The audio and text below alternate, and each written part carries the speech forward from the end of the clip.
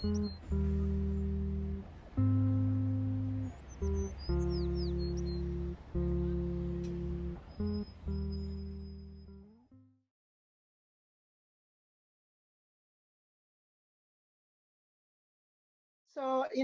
I think like everybody else, I have my ups and downs throughout this situation where you kind of start with, okay, we're going to get through this. It's like kind of a sprint, right? The excitement of, wow, this is a change. We got to kind of think differently. And as I've been counseling people, other educators and people here, is like it's not a sprint, it's a marathon. So you have to get your framework of you're going to go through the mileposts. And I'm not a marathon runner, but any endurance activity, you're going to go through things where you're going to feel like I've hit my stride, I'm right on the time that I need to be. Oh, now I've fallen behind a bit, and then you catch up. And I think that's healthy and normal. I've been diving into the word, to prayer in those areas. I've been encouraging my leadership team to dive into those places, to stay connected, to have opportunity, whether it's virtually. I'm particularly worried about our singles faculty, where they are all around the world, and making sure they're connected in some place. So my encouragement, my own personal well-being is through connecting in the Word and in prayer and in virtual church and all those areas. In my family, we're blessed. Like I said, we're blessed to be here with Dan, but then also really trying to encourage others to have that focus as we go forward. So, we came home. So before, I told our faculty this, the January 23rd was the day we were released for Chinese New Year break, and which basically, when there's a break like that, everybody knows the story of China travels around the world, and people in international education travel around the world. And so kind of a couple of days before that, that was a Thursday. On Tuesday, we started to get calls from parents. We usually have a very big Chinese New Year assembly with 2,000 people present and drums and dragons and, the whole festival. And it's a beautiful celebration. And we started to get parents calling and saying, we shouldn't hold the assembly. Why are we holding the assembly? And at this point, as expats, we're still like, okay, it's the flu, right? It's flu season. This is what we're seeing. So yes, and the Chinese are very take their health, especially the health and well-being of their children, extremely seriously. I think much more seriously than generally we do in America, where we have had access, in many cases, the privilege of access to healthcare systems pretty easily. So, but then on Thursday morning, the day we were supposed to have the assembly, literally, my Chinese staff, some of my senior staff came to me in tears and said, we can't do this assembly. The parents are so nervous, and we don't want the kids to get sick. And, they were almost begging me not to do it. And so then, and I took a step back and I thought, okay, I'm touching into something here culturally that I don't understand, but I trust these people. They're doing this for the good of the institution. They were long-term Chinese staff members. So we actually made the decision that morning to cancel the assembly. We had the kids stay in their classrooms, and we had the dragons and the drums go through the hallways. And so the kids could come out of their classrooms and have the celebration, but we kept parents off campus, and we did our video, recorded it a little bit and sent that out, and we made that modification. On that same day, we had our first, what I would then call our crisis response team meeting. And we said, we don't know what this is yet, but we probably should be prepared. So let's get some masks and some hand sanitizer. Can we get a few more hand washing stations so when we come back to school next week, we'll have taken some steps to help protect the community. And so we had that, we set up that meeting with our crisis response team, who the members were going all over the world, right? We had some in Shanghai, but then we had others that were traveling to the East Coast of the US. I was traveling to California. We had somebody else going to Singapore. We had our director of operations going to Israel. so people were going all over. And so we put the team in place, we got the orders in that we could get in, and we dispersed. And then I arrived here Thursday night in the US, and Friday night had our first crisis response team with 7 members all over the world. And so, we've been managing the situation like that ever since. And so our faculty have gone all over the world. We have some who stayed in Shanghai the entire time, some who stayed in Shanghai for a while and then exited and went. Many of them came to the US, some went to Australia and New Zealand, to places where they felt they would have better access to healthcare, and that only to find the COVID-19, coming to all of those countries as well.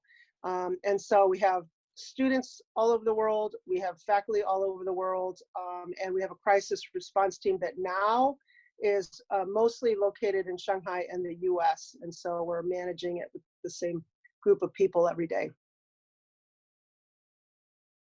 Well, I tell you, Bill, without a belief that God is still in charge of this world, without a belief that he is always at work, despite what we can see, he is always working for our good. He has a plan, Jeremiah 29:11. I mean, without that, I really struggle with what people would build their foundation upon. I've been able to personally lean on that as we've gone through this, questioning myself, questioning our community, questioning the Chinese government, the US government, everybody. But it's just not questioning if God is in charge, just not questioning that. And so that's a comfort for me. And as I lead, we've had various themes throughout this marathon experience. We kind of started with an idea of God's got this and he's got us. And we had a hashtag associated with it. And we looked for passages to support that as we communicated out. Then we moved into a theme of fear not.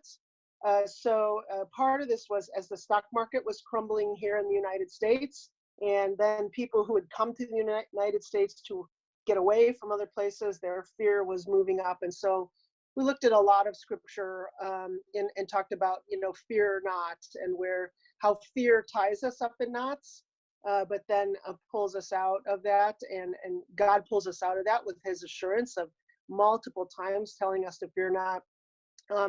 We're moved into right now. So what really hit our community hard was when China now announced that they would not accept foreigners coming in, period, even if we had valid visas and residence permits. So that right now means all of us that are outside of China, whether we're in Canada or New Zealand or Australia, all of us who have homes in Shanghai are not allowed back. And so that was a stark reality statement for our community, because that means the people that are on the ground right now are on the ground. And they are the ones that are there should school be allowed to reopen. We don't have all of our faculty back yet. And obviously I'm not back yet. So we don't have all of our leadership team back yet as well.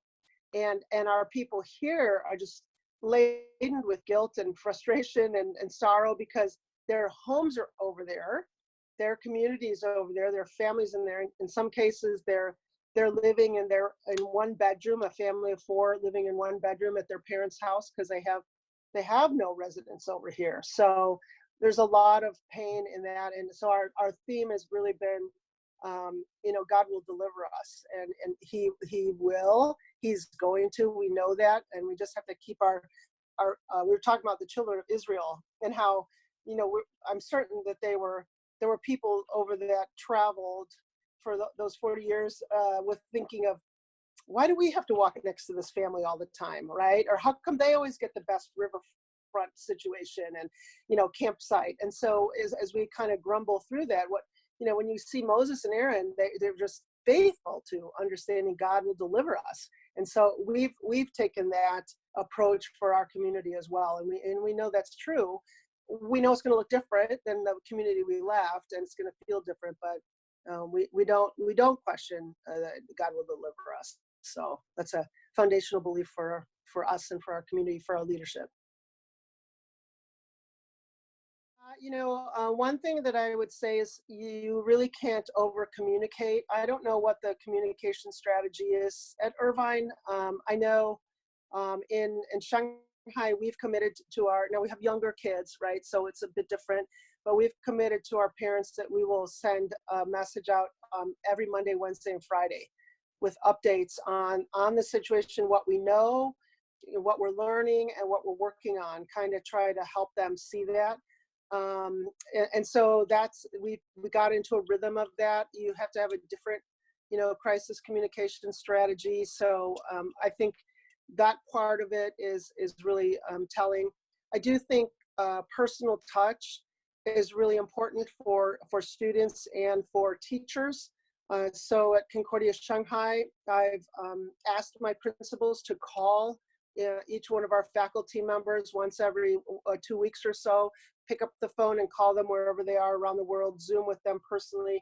And again, we have 178 expat faculty, so it's a big number to keep track of. But that personal touch, we talk about in any situation kind of a ministry of presence. Right now, our ministry of presence is Zoom, right? It's a telephone call, it's something different, but just really making that effort instead of sending an email to 15 people, picking up the phone and or scheduling a Zoom call to try to talk to them. So that's something I would say for Concordia Irvine as well, whether it's the deans checking in with the faculty or students. I do think there are Orange Lutheran. I've been in touch with those guys, Justin and Todd. They've been doing a fantastic job, but I've given them a little bit of counsel, some things to think about in the marathon, and how to your community is going to go up and down. It just is. I do think there's a bit of an advantage here with CUI or Orange Lutheran or Creen, whatever we're talking about, in that pretty much everybody's here. Your faculty are all here. You're in the same time zone. Your students are almost all here. I think you've recalled that Irvine, the different people from around the world. And so although Irvine would have kids at most of them at different time zones across the United States and some international students, I think still being able to reach out to students and as your faculty and staff to comfort and care and provide a ministry of presence, I think is really an important part of leading through the crisis. So I think it's very difficult to pull your head out as the leader of the management of the crisis. Certainly there are all kinds of operational issues. Is your campus clean? Does your HVAC system need fixing or new systems? How are you going to take registration? When do you want students to re-enroll? I mean, all of those things are very, very telling, and they're important things to consider. So I think, though, I encourage leaders to kind of take time to get their heads out of those types of meetings to really be able to focus perhaps on the longer term.